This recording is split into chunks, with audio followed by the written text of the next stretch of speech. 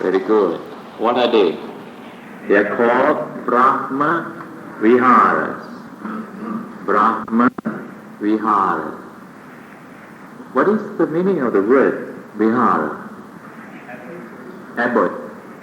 Abode means dwelling. The place where the Brahma dwells. Right? But here, when we use this word Brahma Vihara, we refer to,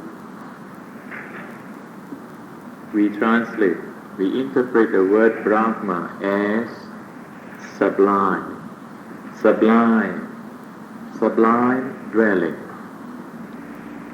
In other words, those virtues which helps to sublimate, which helps to purify our mind. And this is what the Buddha advised his disciples.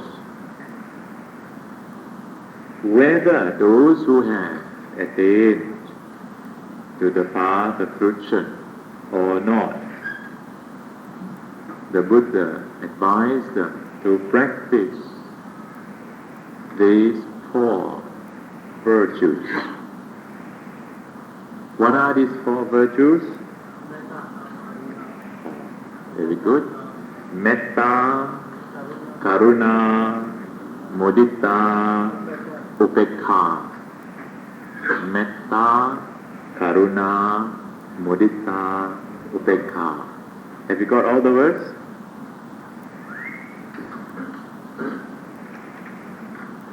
These 4 virtues, metta.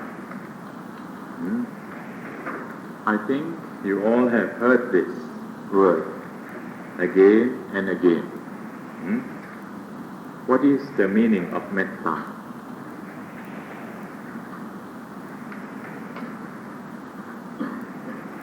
Yes, you can copy first if you want. Meaning of metta.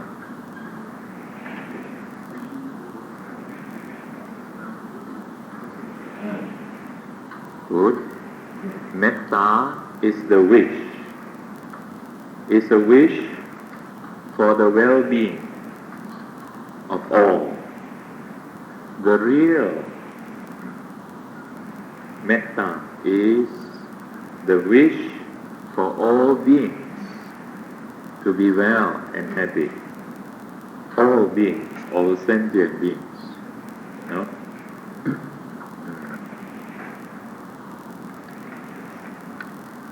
Then,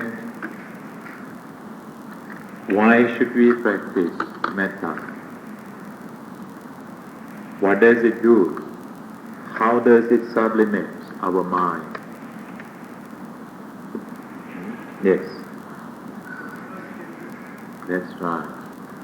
It helps us to conquer, overcome hatred, anger, aversion. Then, how do we practice this? How do we practice?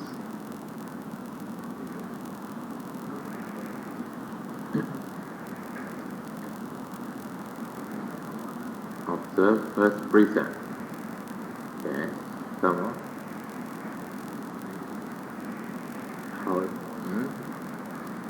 How do you practice metta?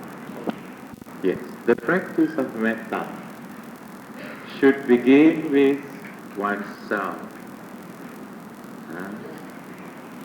Should begin with oneself. Here it means that, and there is a kind of formula that we use. The pure practice of metta, to wish that may I be free from anger and enmity, free from aversion. May I experience well-being. May I be well and happy. This is, firstly, we turn to ourselves.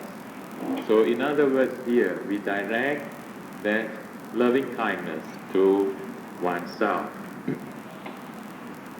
Again, some of you may say, isn't that very selfish to love oneself?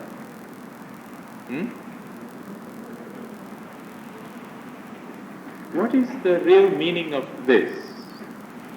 Directing this thought of metta towards oneself, to love oneself. What is the meaning of this, loving oneself? If you love yourself, what do you do to yourself? In other words, to follow that means that do unto others what you would like others do unto you. Thinking. In fact, that is the principle. That is the principle of the practice of metta. Thinking that just as we would like to be happy, and we also wish all be well and happy. Yes. Now I put the question in another way. Do you love yourself? Do you really love yourself? If you love yourself, what should you do? When you say you love yourself, that means you like to see that, you are well and happy and that you are not suffering, right? Right? Is that right? Well, when you are suffering, when anger is there in your mind, then if you love yourself, you will want to get rid of that anger, isn't it? Because is anger good for you? Hatred, ill will? It is not good for you. It is not good for you means it's not good for your body. Not good for your mind. You know how anger does, what anger does to our body? What does it do to our body? Does it beautify the body? Because these are the things that we all want in this world, no? Every morning you recite and the blessing you want, Ayu, Vanna, Sukham, Bala. What is that? Ayu means long life. Vanna means good complexion. Sukham, happiness. Bala, strength. Now, good complexion. Does anger bring about good complexion? If you are not convinced, the next time you get angry, those of you who carry handbags, carry one mirror and look how beautiful it is. You know, that incident during the time of the Buddha, once when Ananda was with the Buddha, Ananda had seen a small group of women. They were dressed up in very colorful saris, and also they had some kind of hairdos. Then Ananda mentioned to the Buddha, says, Venerable Sir, there's a group of beautiful women coming around here. Then Buddha said, where, Ananda? Just as Ananda turned his head to look, they are not as beautiful as he saw just a moment ago. Why? Because... Oh, how did you know?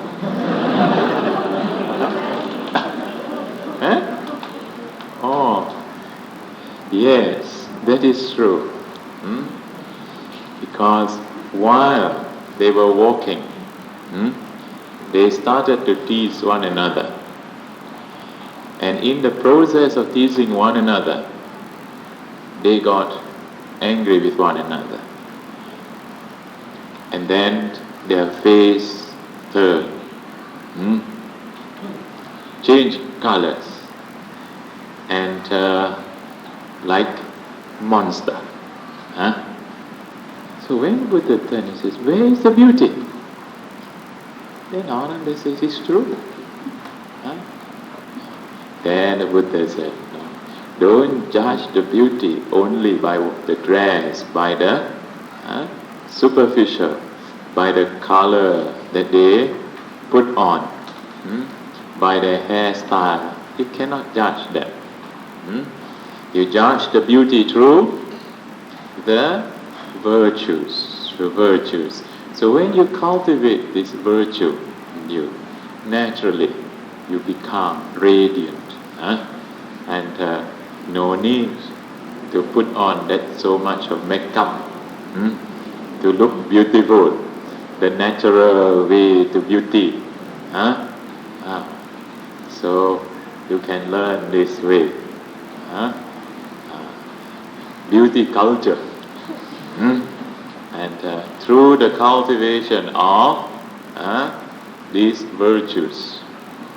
Because every time you have anger, hatred, jealousy, envy, you see how your muscles on the face pull to one side, this side, that side. And if you have this all the time in your mind, then naturally the muscles become more permanently stretched.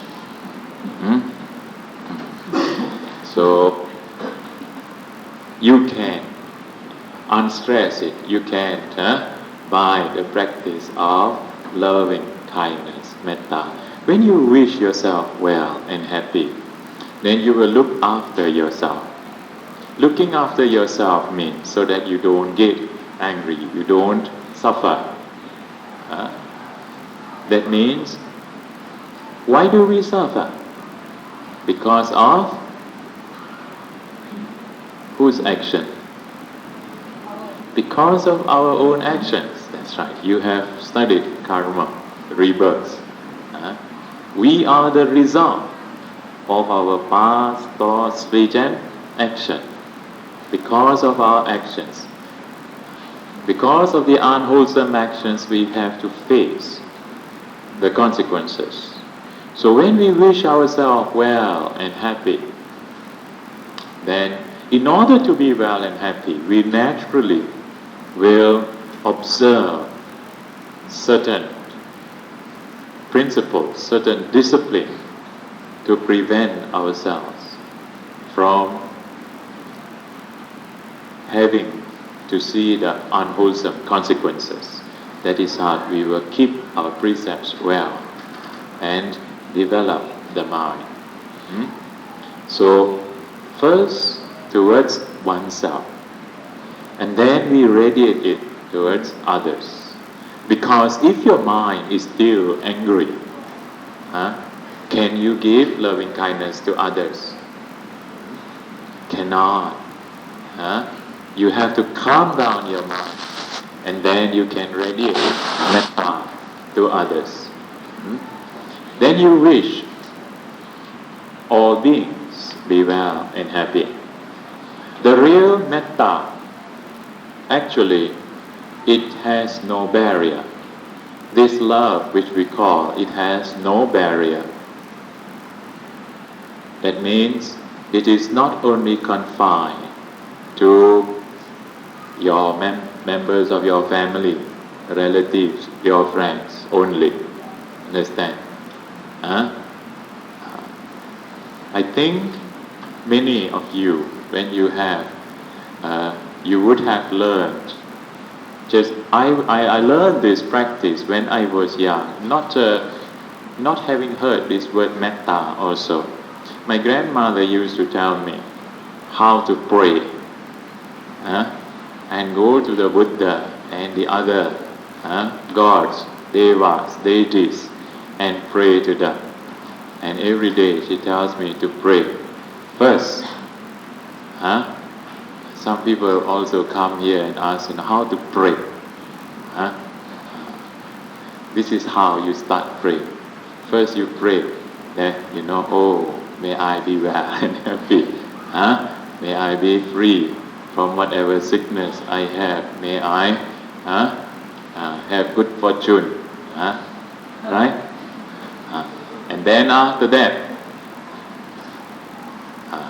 wish your parents, may my parents too be well and happy.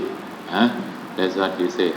For we Teochew Peng An and all every Peng An everywhere, and then to think of your parents, then sisters, brothers, sisters, and all those who live with you.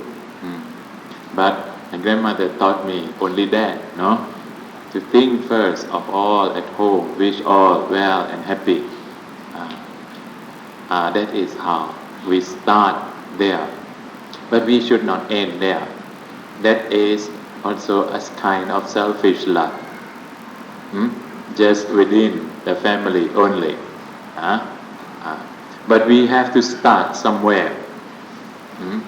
And the practice of loving kindness should go beyond the I and the mind and towards all.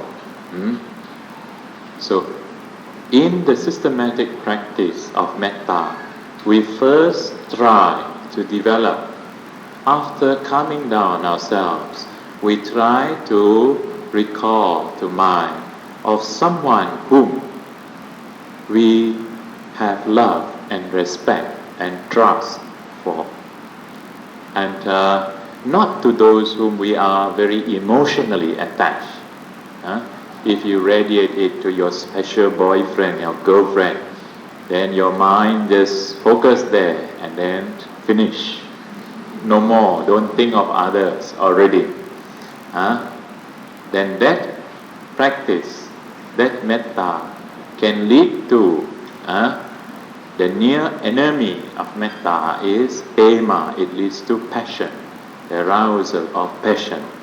And the practice of metta is the pure love, the wish to see beings well and happy. So start with somebody whom you are not so emotionally attached, but somebody who you can be quite easy to wish them well and happy. Someone who has been kind to you, someone whom you love and respect. Then you radiate that metta and you wish that being also be well and happy, be free from anger, free from enmity. And then carry on with, if you can do that one, then you start to radiate to others.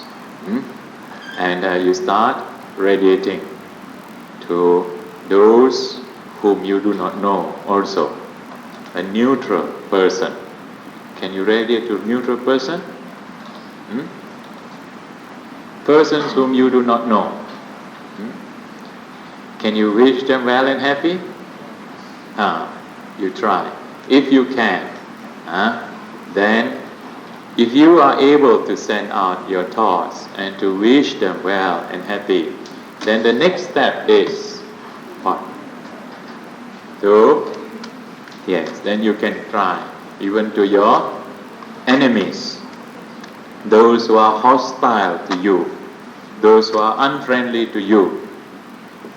You can wish them that they be well and happy. Can you do that now? Oh, if you can, very good. But be careful. When you think of those who are unfriendly to you, hostile to you, soon as you think of them, watch your state of mind.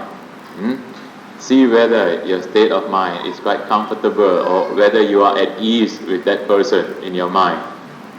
If your mind goes, anger arises, then you know that still you need to develop further. So don't worry about them. Don't wish harm to them. Just ignore them for some time. Let them pass your mind. And what you call consolidate your practice. That means further establish your practice in metta to radiate to all. And then when your practice is stronger, then you can also include these unfriendly people, hostile, enemies. That is how this practice of metta will break barrier after barrier, barrier after barrier, until it becomes boundless love. It becomes boundless love without any barrier. Not only within the family or not only, only Chinese only I like. If not, I like only Chinese Buddhist only. You don't care about the other religions. The practice of wishing others well and happy, irrespective of race, irrespective of religion, then it is important because we are not living alone in this world. If you are well and happy, but the one next to you, your neighbor, is not well, is not happy, can you maintain your peace? Can you? You try and see. When you are happy, your family happy, but your neighbor not so happy, then they come, they fight, they quarrel, and they upset the environment. And when they quarrel, nowhere to seek refuge, they come, knock at your door, and come to you. And then you have to listen to them. And if there is no wisdom, you start taking side. Then the husband also start coming. Now you see how. So one should also try to radiate loving kindness to your neighbors. Let them too be well and happy. When they are well and happy, you also will be well and happy. So in the same way, and radiate one another. Before you go to sleep, think all others well and happy so that they have no nightmare. Because if one person has nightmare, all the others may not be able to sleep. So this practice, metta, and the other thing about metta is to understand. In the sutta, it is very clearly mentioned in various places the advantages for the practice of metta, loving kindness. You know the advantages? What are the benefits? They are mentioned, I think, in your chanting book. Towards the back page, they are mentioned the 11 advantages of the practice of loving kindness. What are the benefits? Firstly, it is said that you can sleep easily, peacefully. Can you sleep easily? If you cannot sleep easily, then you can try and practice metta. It is an antidote for insomnia patients who cannot sleep in the night. Actually, this has been prescribed, and some time ago in Singapore, when we conduct this metta bhavana, quite a number there are people who cannot sleep, and after practicing, they go back. And after some time, they find that they don't have to take the tranquilizer to sleep. And then they started to have greater confidence in this practice. Hmm? When you can sleep well, then the next advantage is it is connected, it is related to the first. What is that? You wake up peacefully, and no nightmares, no bad dreams. You have good dreams. No? Because the dreams are actually, most of the time, they are conditioned by your state of mind. If you go to sleep with an angry mind, all the persons appearing in your dreams are very fierce and angry ones. Yes. But if you have a good state of mind, everyone appearing in your dreams smile at you, very friendly.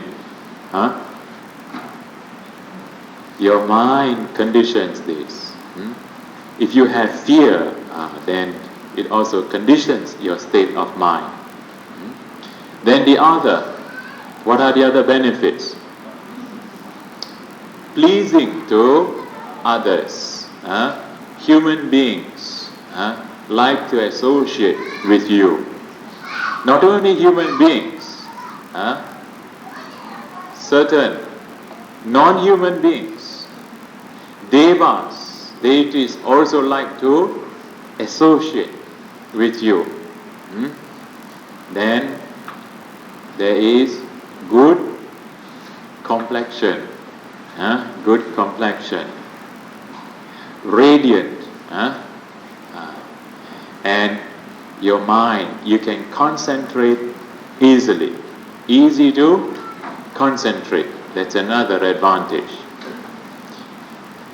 Now the other benefit is this. It is said that those who practice metta well, have established in the practice of metta, then no poison, no weapon, no fire can harm you. But don't you try these things. And simply because you think, I have practiced metta for 1 week, and then you try to burn yourself, play with fire. Don't play with fire. Here, establishing yourself means your mind. If you can free your mind and establish very well, even on a logical basis, rational basis, you can understand this. Because if you have no hatred, if you have no anger towards others, if you wish others be well and happy, then others will not want to harm you. Why do people want to poison one another, use weapons and hurt one another? Because there is anger, because they have revenge in their mind, anger in their mind, hatred in their mind. So if you can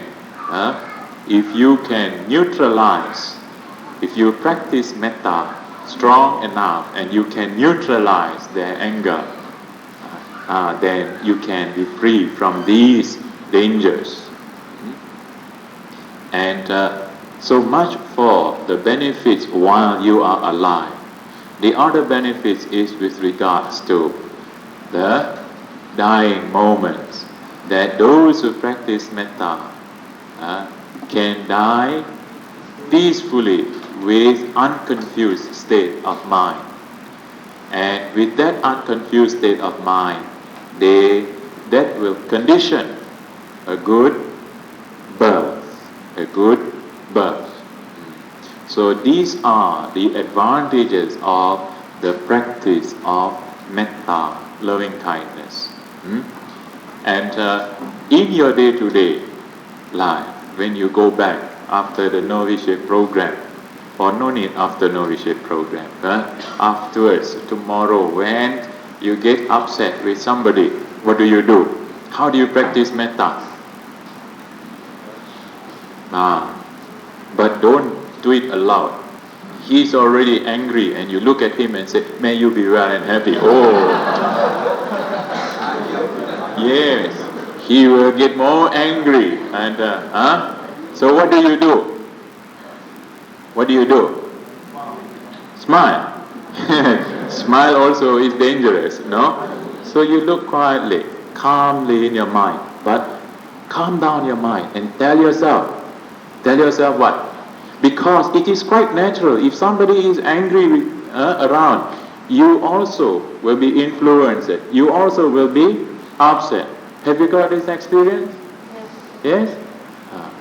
So immediately calm down yourself and say, may I be free from anger. Free from anger. Oh, may he too be free from anger. Quietly inside, in your mind, tell. This is what we condition our mind, right? And then we radiate our force. May he too be well and happy. Huh? You can try. Those of you who go to work, and go a bit earlier, and then go there, and then radiate your loving kindness to your boss. May he be well and happy. Free from anger, free from aversion. May he be well and happy today.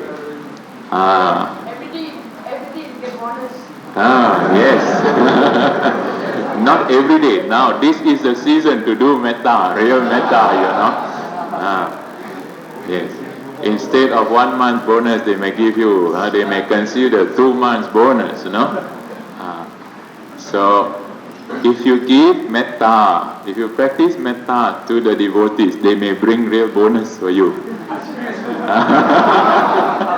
Last year's group practiced a lot. This year still your metta not strong.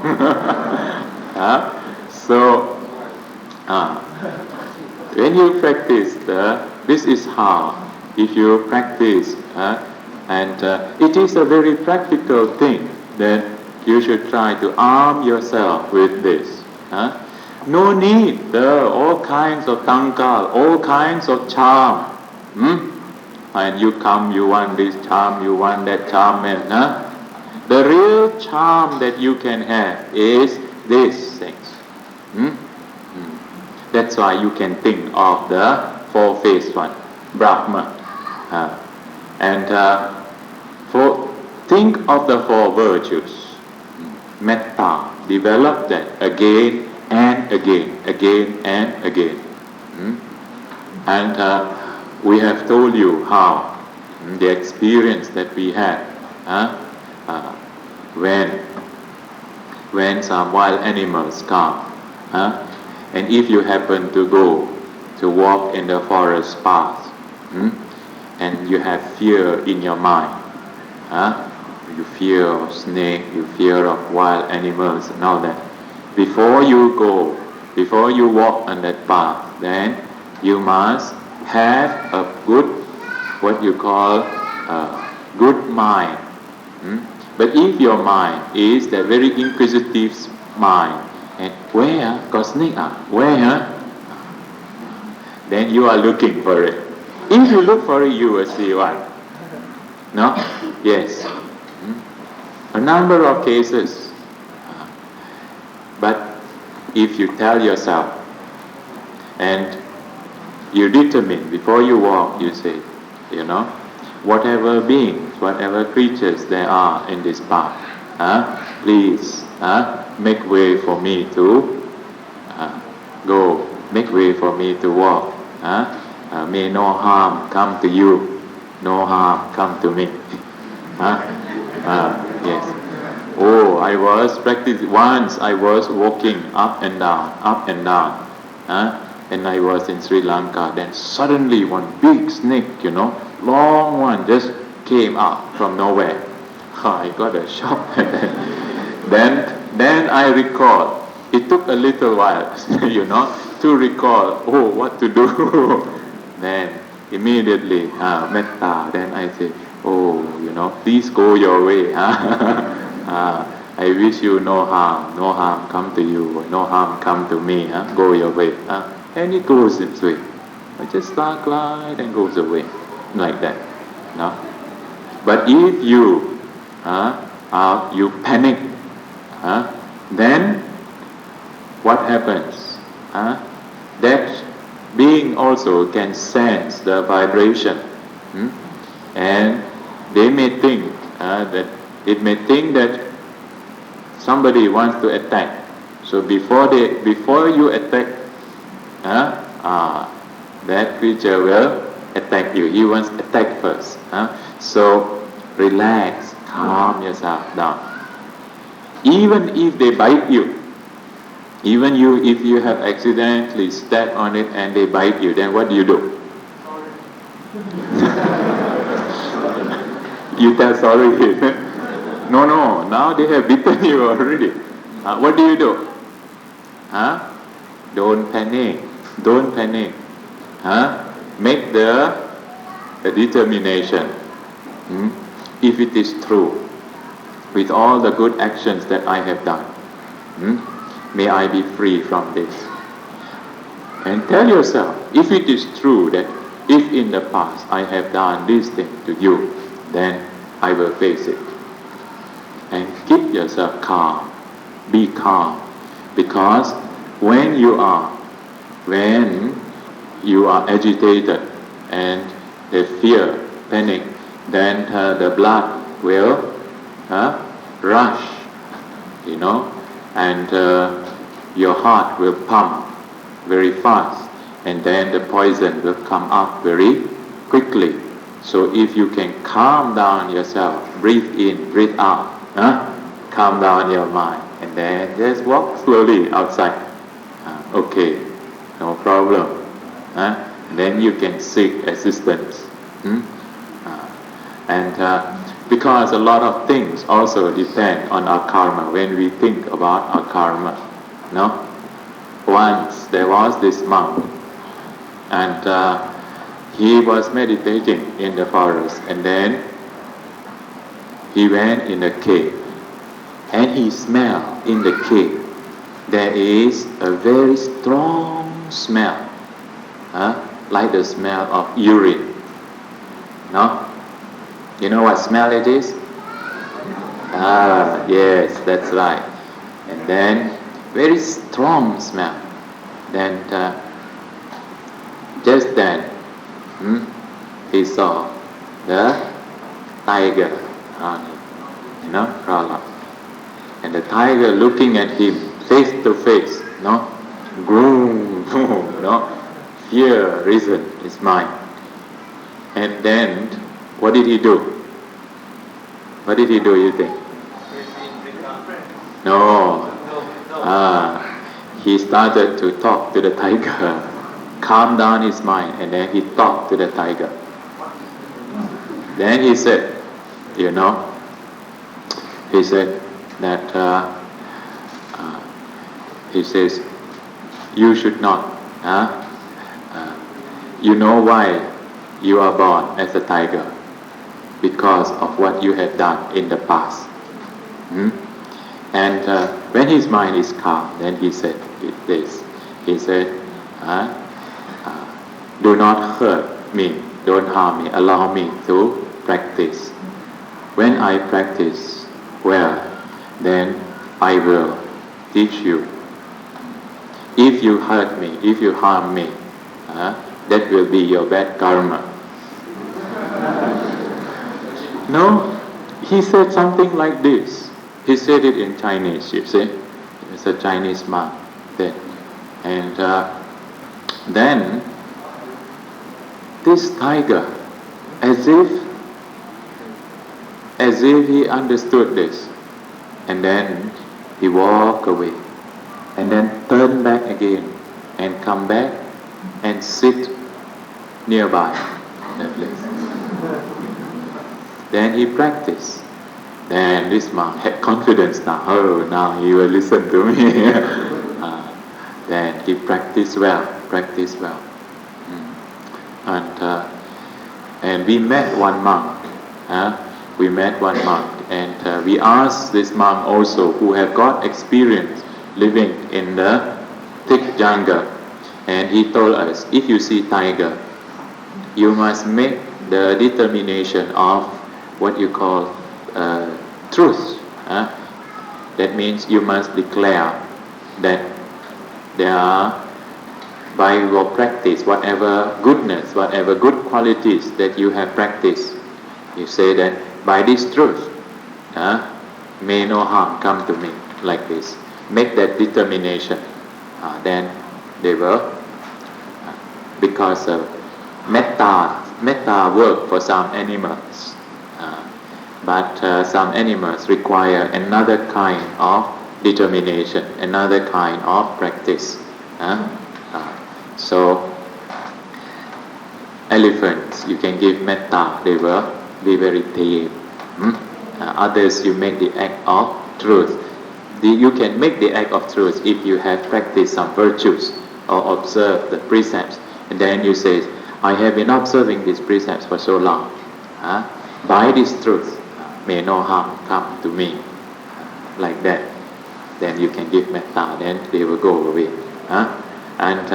So the practice of metta, loving kindness, it will help you to overcome fear of wherever you go, lonely places, arm yourself with metta. Okay. So boundless love. You can also practice this metta. This is one practice that you can, the Buddha said in the Karaniya Metta Sutta, whether you are sitting, standing, lying down, or walking, you can practice metta.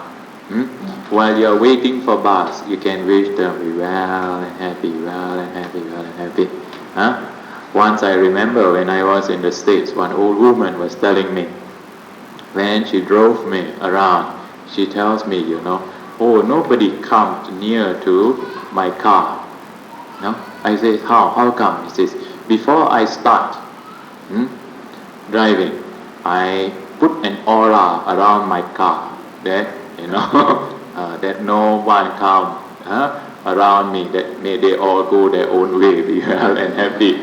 And it works, it seems, you see. So have this, because if you have metta and if you don't get angry with others, then you can keep your mind calm and cool, then you can be under control. But if you get agitated very quickly and you start cursing and swearing, you get upset, then you will not be able to steer the wheel also. So this practice of metta helps you to keep the mind cool, calm and peaceful. And when this metta arises, it paves the way for other virtues also to arise. When you want to wish others, when you wish others well and happy, and you see that they are not well, that they are sick, then what kind of thoughts arise in your mind? May they be free from suffering, free from the illness. And this kind of thought is called what? Karuna, compassion. So in order to practice compassion, we should arouse the thought that others be free from suffering, right? And when you have this thought in your mind, this thought will condition you to go out to help others. So compassion is the driving force. Compassion should be the pure motivating force for you to serve, for you to help others. What is the advantage of service through compassion? When you serve others, when you help others, what do you get? Merits? When you help others, when they are in trouble, when they have difficulties, you help them. And you see that they are able to overcome their problems. You feel happy, right? You get the joy. When you see others happy, you are happy. What is that? That is how you see these virtues are interrelated. It conditions one another. When you help others, then when they are free from the suffering, then they are happy. When they are happy, oh, you are also happy. This is what you call sympathetic joy or appreciative joy. Hmm? And so compassion is an important element. Not only that, there are also certain things which may be considered. Some people may consider that it's a little bit negative, on the negative side, that when you help others, not always people return happiness, not always. Sometimes you get blame. Sometimes people blame you. No? Sometimes you have the pure heart to help, but not appreciated. People blame you. People accuse you. You spend all your time, energy and money, come to temple and serve temple and all that. Then people accuse you, blame you. Then what do you do?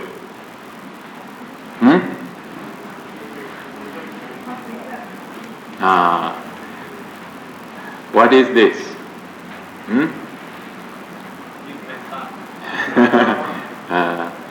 Then you can understand.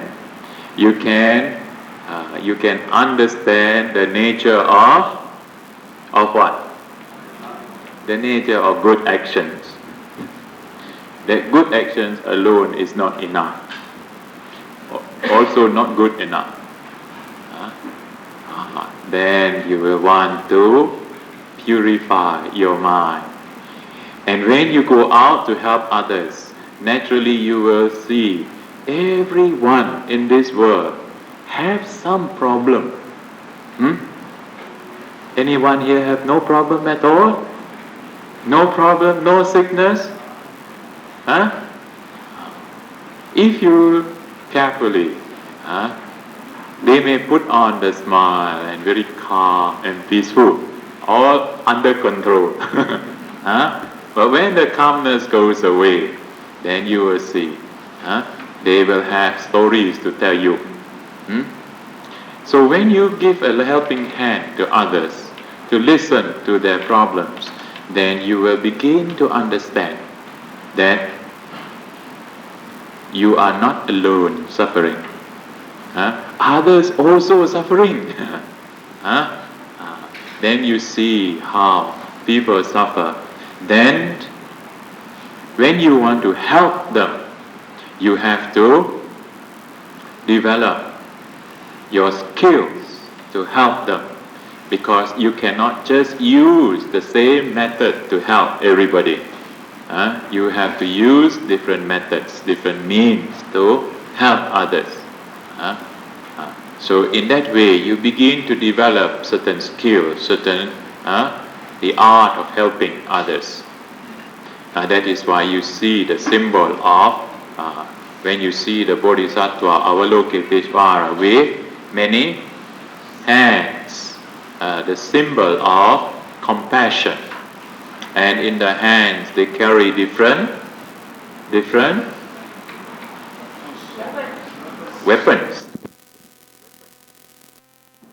That is why you see the symbol of, when you see the Bodhisattva Avalokiteshvara with many hands, the symbol of compassion. And in the hands they carry different weapons, different tools, different things in the hand, right? One hand carry this, one hand carry the bell, one hand carry various objects in the hand. There is meaning to this, that in order to help different people, we use different methods, different means to help others. And if you look in the hand, there is the eye, the symbol of the eye in the hand. What is that eye? The eye of wisdom. That means you must help others with wisdom. So it is a symbol of wisdom and compassion. Help others wisely. And because if you have just a lot of compassion, kindness to others, but no wisdom, then you can get into trouble. Do you know the story? The monkey story? Huh? You know the monkey story? The helpful monkey? Oh, you do not know. You know how there was in this village in India at that time a group of monkeys, and there is one leader, Father Monkey, and they were very kind, because the farmer looked after these monkeys very well. So one day the farmer wanted to go out to the city on a vacation, on holiday, and then the monkey, farmer was a bit worried because nobody to look after the farm. So the big monkey came to know. The big monkey said, "Oh, don't worry. He said, "No, I will look after your farm." Then the farmer says, "All right." But the farmer gave some instruction. "Please look after my farm well." And then he says, "Don't use. Firstly, I have just sown some seeds in the field. Please look after it. But you water all these plants, but don't waste. Don't use too much water because it is a dry season. So don't waste too much water." Right. Then, with this advice, the farmer went. The monkey all were ready to help. So this big monkey called all the smaller monkeys and tell them, "Now we will do our part." Right? What is their part? Well, he says, let us now, every day we will have to water the plants. See that the plants are watered. And then, so every day they go and water the plant. Then the big monkey thought, "Oh, I remember that, we should not, what the farmer told, that should not water, don't waste water. There's not much water left in the tank, Then big monkey came and says, what to do now? We must use only just sufficient water for the plants." And monkey idea came out. What to do? He says, when we pour the water, make sure that the plant has just sufficient water. How to make sure that the plants have sufficient water? Just make sure that the water reach the roots. How to make sure that the water reach the roots? Then some very clever monkey, very kind one, kind-hearted, say, first we must see how long the roots are. So first we take out the plant and then put the water and then so we can give exact amount of water to each plant. And this was exactly what they did. And after one day they pull out. Next day they pull out again and then they put. When the farmer came back, what happened? He sees all his plants dead. Then the monkeys did not know what to do. Well, you see, the monkeys are good-hearted ones, but no wisdom. So sometimes we help people, we want to help people, we have the good heart to help others, but because our methods we are not so skillful, because we have not applied sufficient wisdom there, so it backfires. So we must, when we want to help others, we must think, what is the best way to help them. So that's the kind-hearted fool, Yes. So have compassion.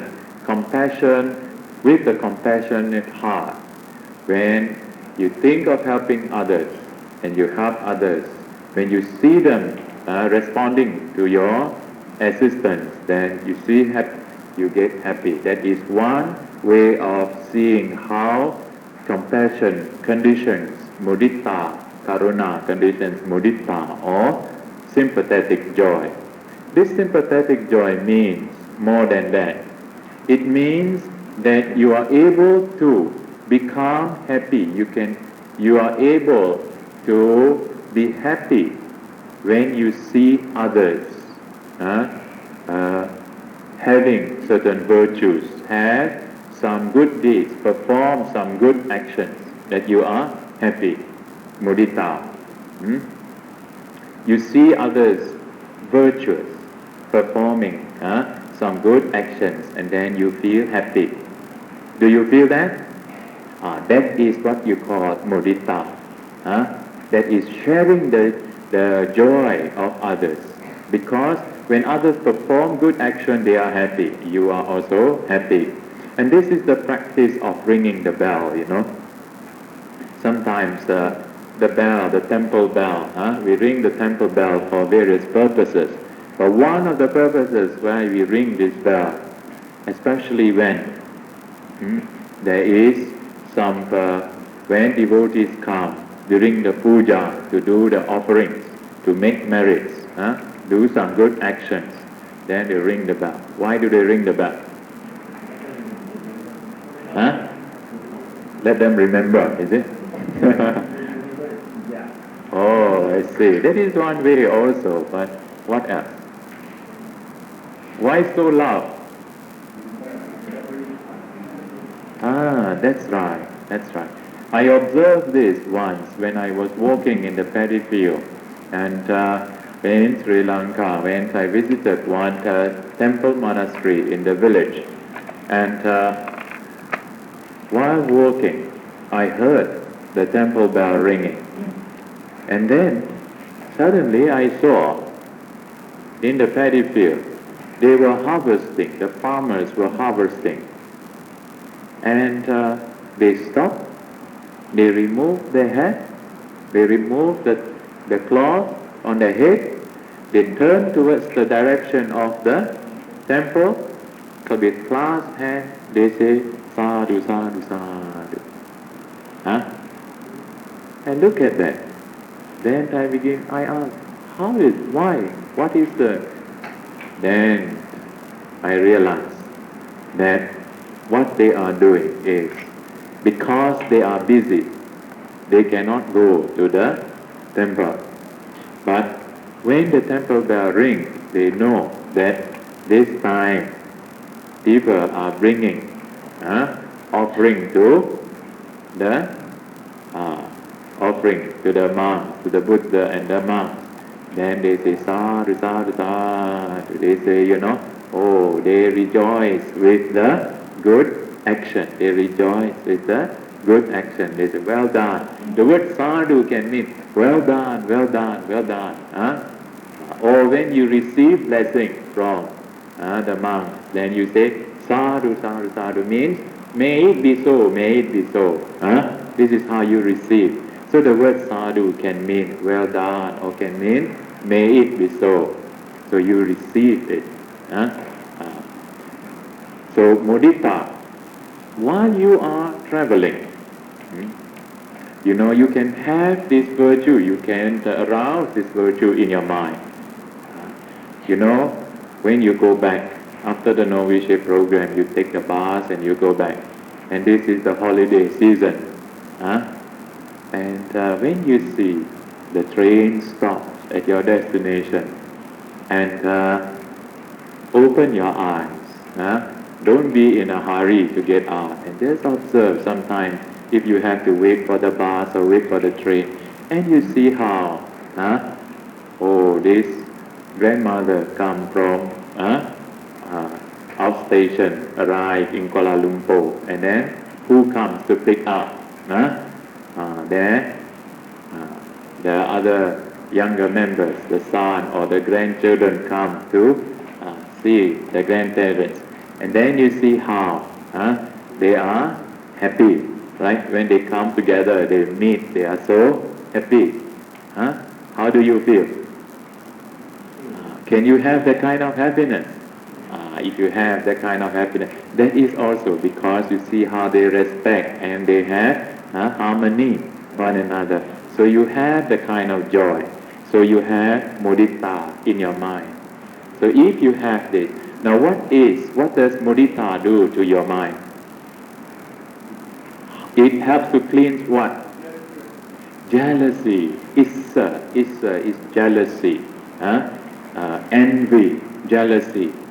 Because the natural unwholesome tendency for human beings, when they see others successful, others prosperous, they don't like, they are not happy. When in schools, when your classmates, those sitting beside you especially, when they score high marks, how do you feel? How do you feel towards them? You feel something, that then you begin to think, maybe cheat one, that is not a good state of mind. Do you really go and congratulate him and say, well done? Do you say to him that, I wish you will continue doing well the next time? Do you wish? Or do you in your mind say, next time I make sure you fail and I will be the first one then? Got or not?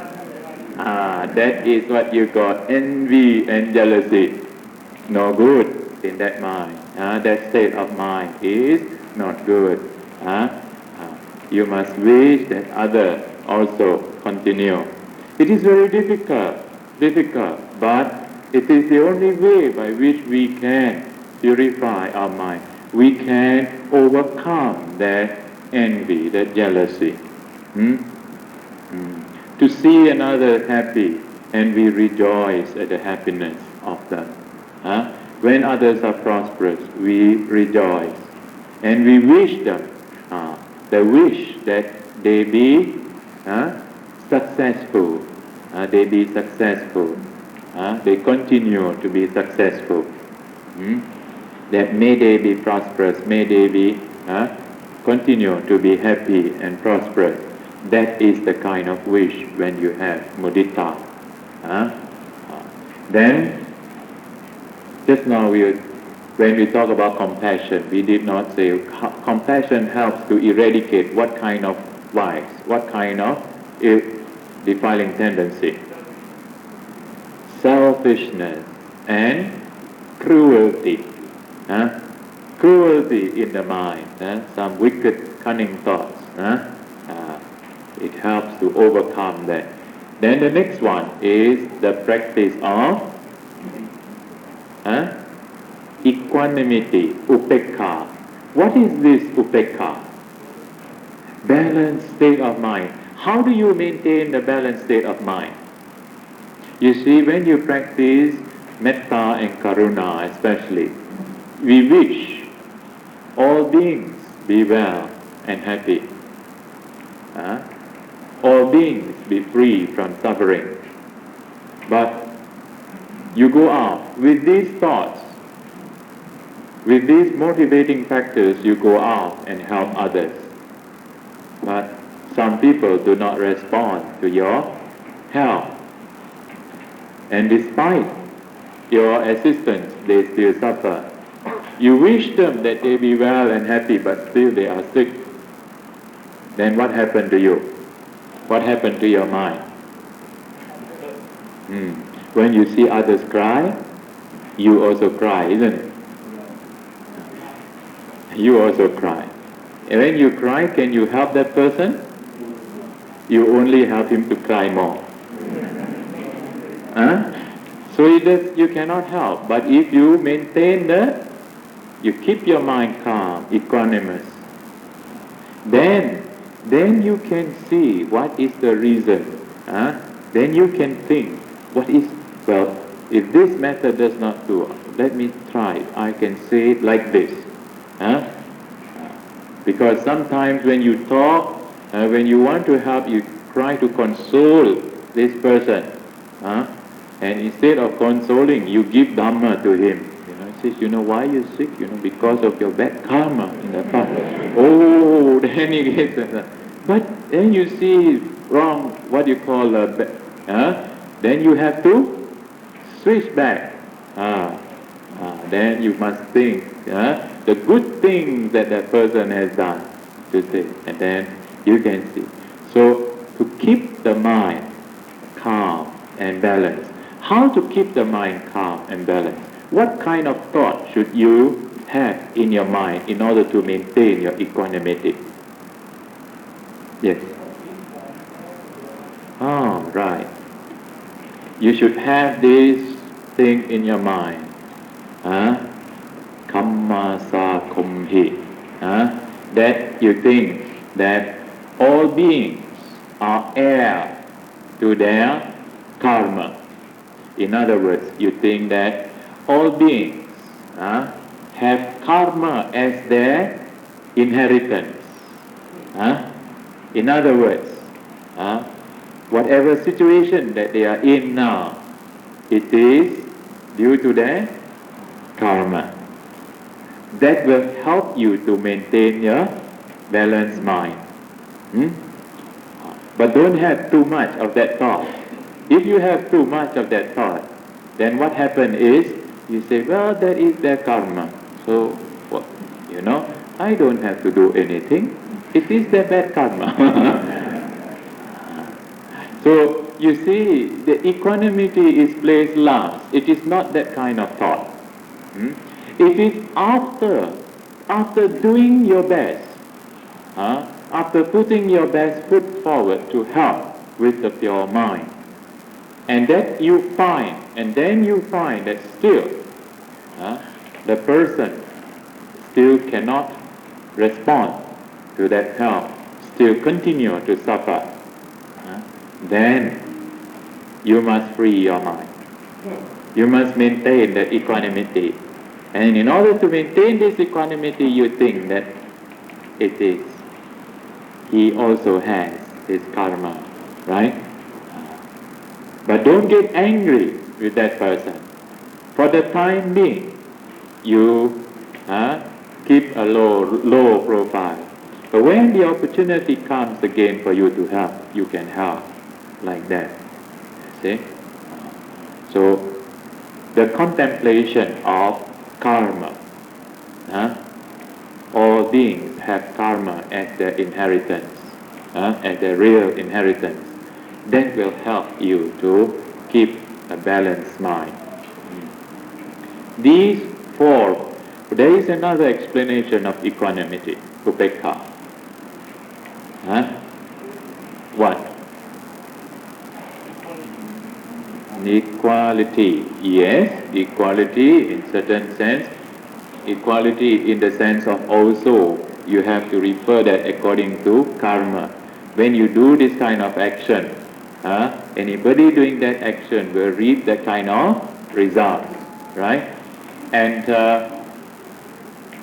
yes, this another meaning, more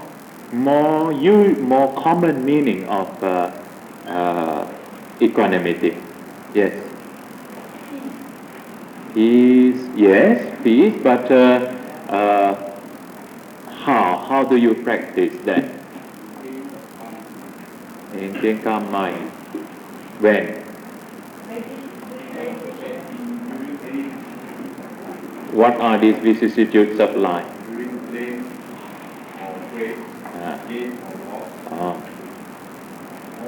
Come on, go on. Only half only. Still not balanced yet. Some more?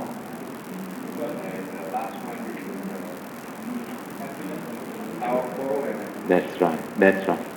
These are the eight worldly conditions. Please remember these things. 8 worldly conditions.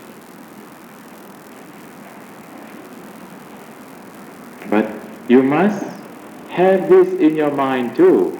You cannot make all the time. Hmm? But those who do not understand these worldly conditions, then when they lose, they say, how come? I have been making all this while, how come I lose? So they cannot accept it. They get upset when they lose. The wise one, the wise businessman, when they make the money, during good times, then they know, I cannot be making it all the time. So I better set aside. I better invest. Put this money here, there. Then, because he knows, because he has considered that he cannot make all the time. There will be bad times too. So during bad time, then he can remain. He says, well, this is the nature, right? What I have made before, now I have lost, but never mind. You have something kept for the rainy day. That is what is meaning of keeping for the rainy day. And you know how the Buddha advised the lay people. Please don't think that Buddhism only renounce and you learn that as novices you learn Buddhism teaches give up and renunciation, everything detached. The Buddha has taught that for those people living a lay life, a householder life, Buddha advised them how to lead a happy life. In order to have this happy life at home, they have certain conditions are necessary. So there is what you call Buddhist economics at home. How to budget, how to balance income and expenses at home. And the advice the Buddha gave? You do not know? What is that? What is the advice Buddha gave?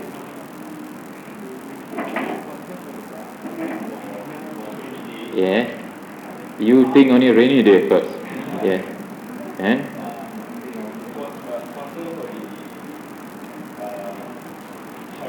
Yes. Yes. Oh no. Buddha says, from what you earn. This is the ideal. This is the ideal. Not everybody can meet this ideal situation. From what you earn, from your earnings, 1/4 for use it for yourself. 2/4, that means half. For what? Investment. Of course, you can invest in material or spiritual things. Then 1/4 keep for the rainy day. In other words, save 1/4. Then 1/4 you invest. Of course, parents say that, what? How can I save so much? I have these children, this one to send, that one to educate them. That is part of your investment too. But don't cling. Don't think that, only invest them in terms of material things only. You only think of material returns. Parents always think when they send their children overseas and study and they pass examinations so that they can come back and give them very fat, they get fat salary and they can lead a luxurious life. That is material investment. But sometimes when they go off overseas and they learn, they study, they see the nature of life, and they begin to understand the true nature of life, and then they want to lead a renounced life, then what? Huh? Give or not? Allow or not? Huh? Allow. Yeah, that's right. You should allow them too, then. Huh? Because what is the return now? What is the return? Not in terms of dollars and cents, but it gives you another kind of happiness. It introduces you to another, uh, another view, another way of life, spiritual life. Hmm? So next time, you have to think in these terms also, because I realized it was a very hard hit when I gave up everything, and my father wrote in his diary, he spent so much money, he counted there how many $1,000, but there is a but there, and he puts down there, if this much of money can buy him enlightenment, it is worth it. He has come to realize the value of the religious life. See, which money cannot buy. Which money cannot buy. So in case you have such children, be happy, be very happy. Right. And you should not consider it a loss. It is a gain, a spiritual gain. And then, so profit and loss, always think, consider, so that in times of profit, you don't be so elated and go and people tell you this year you're expected to get how much bonus, 1 month, 2 months bonus, very happy, and you go and fix party here and restaurant here, there, everywhere, and then something changes, management changes, give you half a month bonus, not enough to pay for one restaurant bill. See, upset. So maintain that. Then next pair is praise and blame. Sometimes people praise you, sometimes they blame you. The same person who praise you, that same person can blame you. If you understand this, when they praise you, then keep in your mind, he may blame me tomorrow, no? Anyway, accept if they congratulate, they praise you, accept it, but not to be too solemn-headed, no? Because for all you know, they might. If they blame you, then what do? You think, well, yesterday he praised me, today he blamed me, never mind. Tomorrow he may praise me again. This is what people do. One day they praise, another day they blame. And then after blaming, and if you are very calm, you are very quiet, then they praise you again. Now this praise and blame, we are subject. As long as we live in this world, we are subject to this. We are also subject to fame and ill fame. One moment you become very popular, become very famous, like a star. Then what happens? Oh, yes. When you are famous, your name comes up. Oh, everybody, look. Then some people say, I know that person. And then jealousy comes up, jealousy, envy comes up. And then they go and spread. He's not all that good after all, no? Then, ill fame. After that, ill fame. You can see these things again and again. It happens. Hmm? So don't be too famous. And when you are famous, when you are well known, then immediately keep a low profile. Hmm? Then you can overcome. Then you will be able to maintain the peace of mind. Otherwise, a lot of jealousies and a lot of accusations may come to you. So when you are famous, sometimes due to good karma, everybody come to know you, then be very humble, low profile, then people cannot harm you. But if you want to show you are very happy, see, you see, everybody like me, see, then there will be some who do not like you. Right.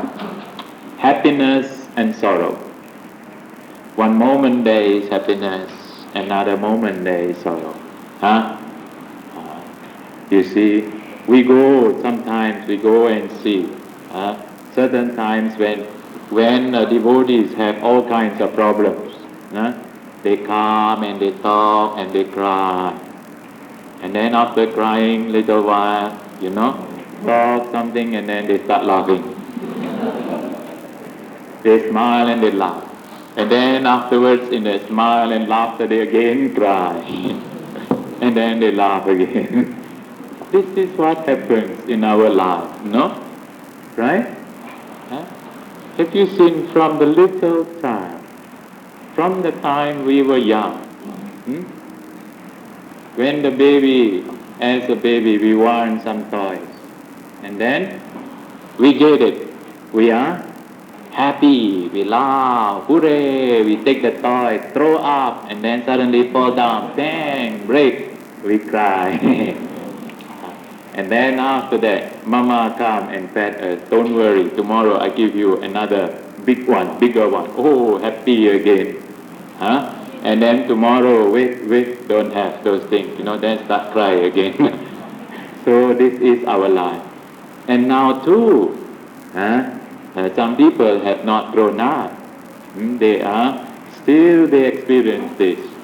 They cannot maintain that equanimity. So this is how to maintain equanimity, upekha. We should try to contemplate again and again these 8 worldly phenomena.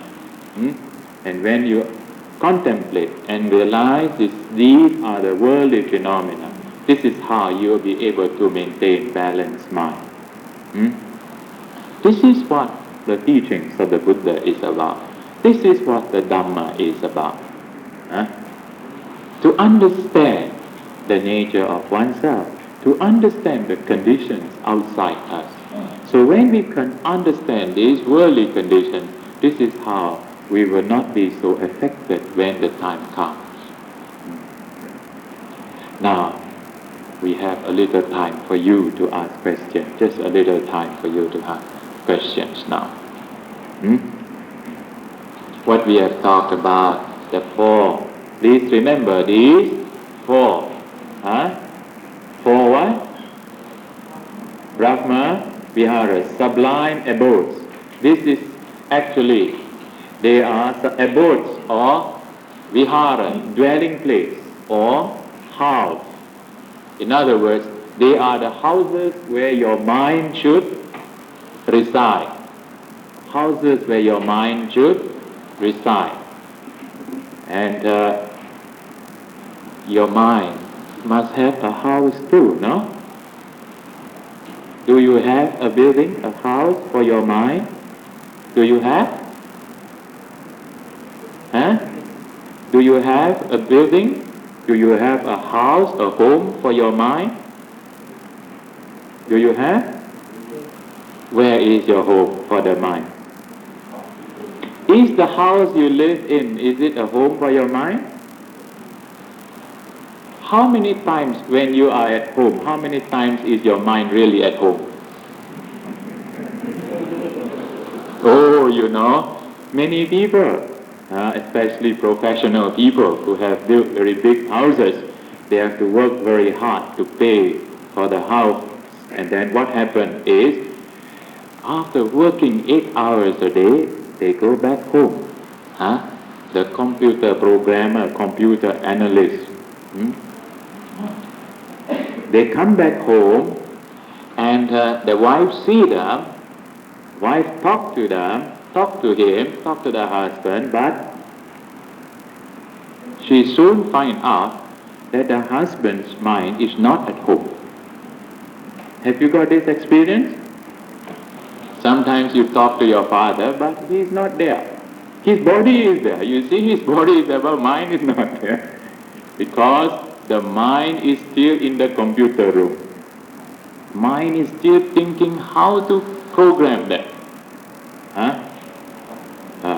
So bring these things at home. No? We have heard of these instances. Many wives are unhappy because husband only come back with the body only, leave the mind in the office. Sometimes wife also go to work, husband and wife go to work, so both come back.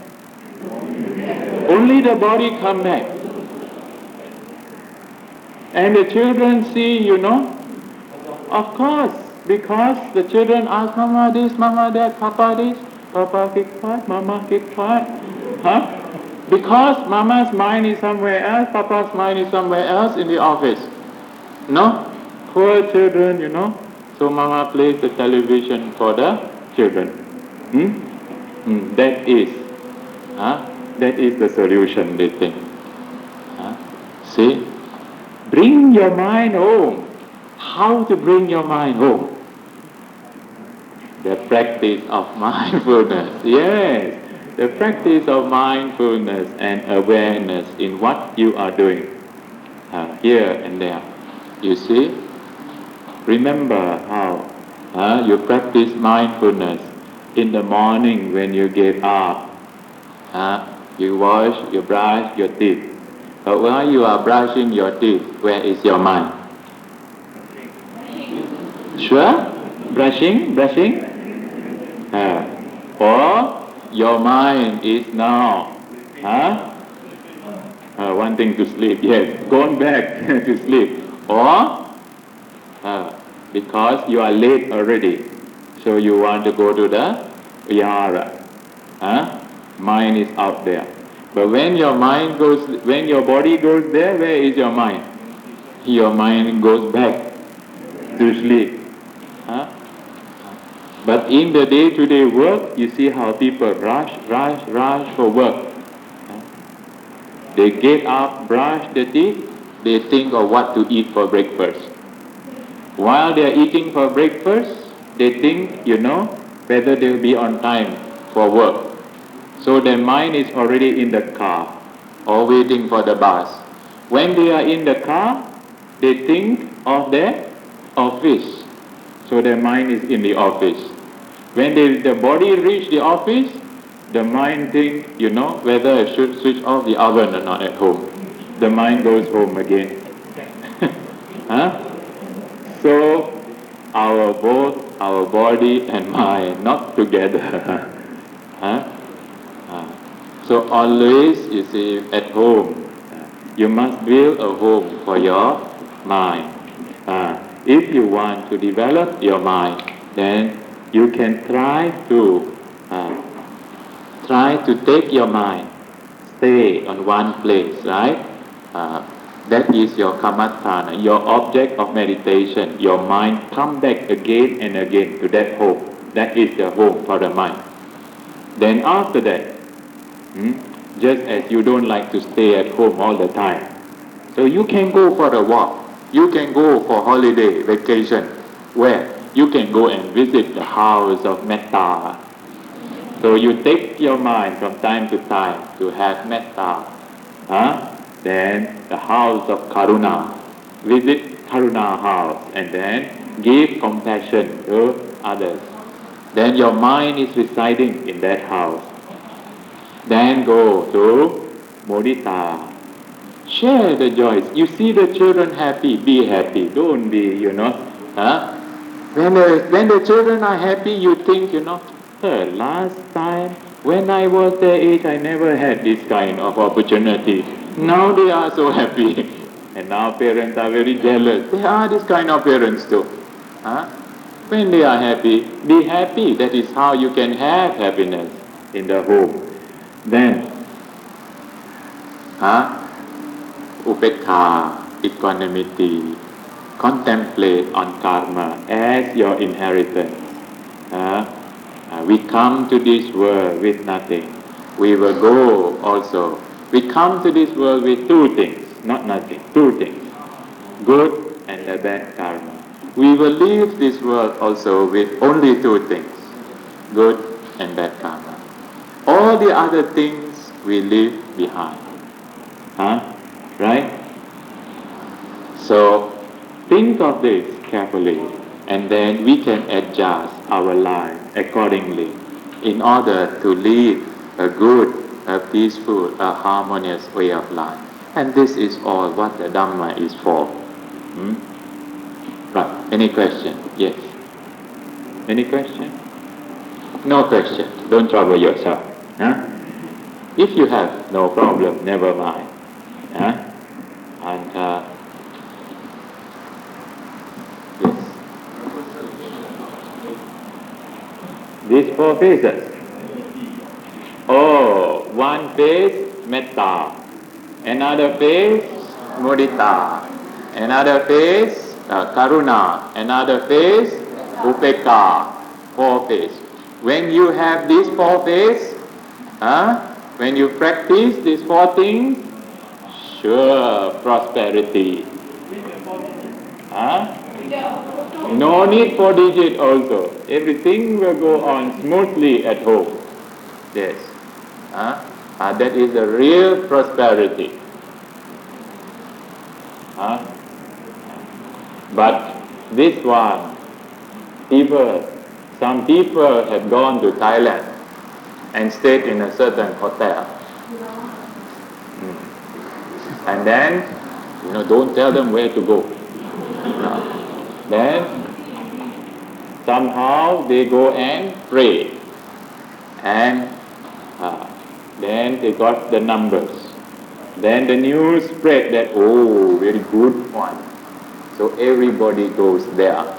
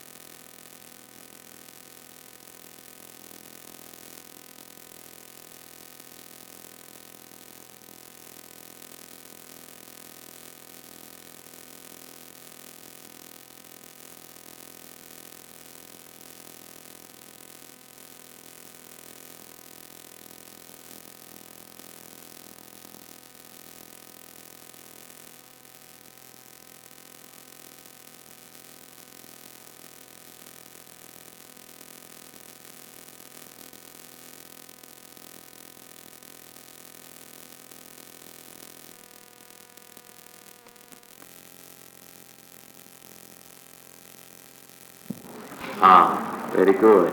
What are they? They are called Brahma Viharas. Brahma Vihara. What is the meaning of the word Vihara? Abode. Abode means dwelling, the place where the Brahma dwells. Right? But here, when we use this word Brahma Vihara, we refer to, we translate, we interpret the word Brahma as sublime, sublime, sublime dwelling. In other words, those virtues which helps to sublimate, which helps to purify our mind. And this is what the Buddha advised his disciples. Whether those who have attained to the path of fruition or not, the Buddha advised them to practice these four virtues. What are these four virtues? Very good. Metta, Karuna, Mudita, Upekha. Metta, Karuna, Mudita, Upekha. Have you got all the words?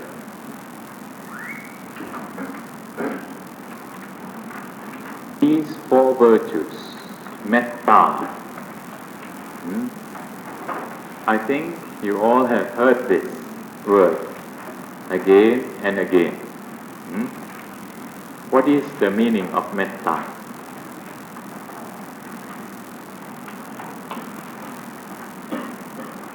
Yes, you can copy first if you want. Meaning of metta.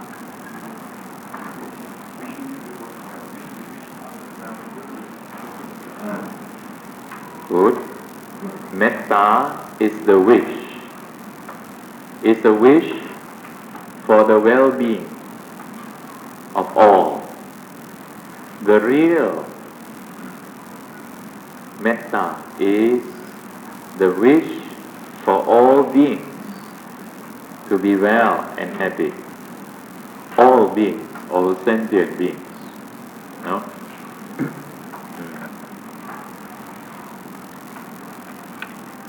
Then, why should we practice metta? What does it do? How does it sublimate our mind? Yes, that's right. It helps us to conquer, overcome hatred, anger, aversion. Then, how do we practice this? How do we practice?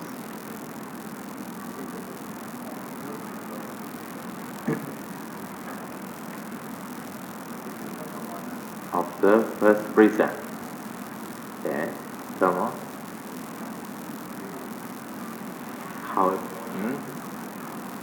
How do you practice metta?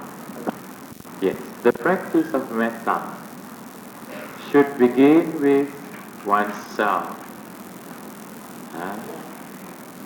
Should begin with oneself. Here it means that, and there is a kind of formula that we use. The pure practice of metta, to wish that may I be free from anger and enmity, free from aversion. May I experience well-being. May I be well and happy. This is, firstly, we turn to ourselves. So in other words here, we direct that loving kindness to oneself. Again, some of you may say, isn't that very selfish to love oneself? Hmm? What is the real meaning of this? Directing this thought of metta towards oneself, to love oneself. What is the meaning of this, loving oneself?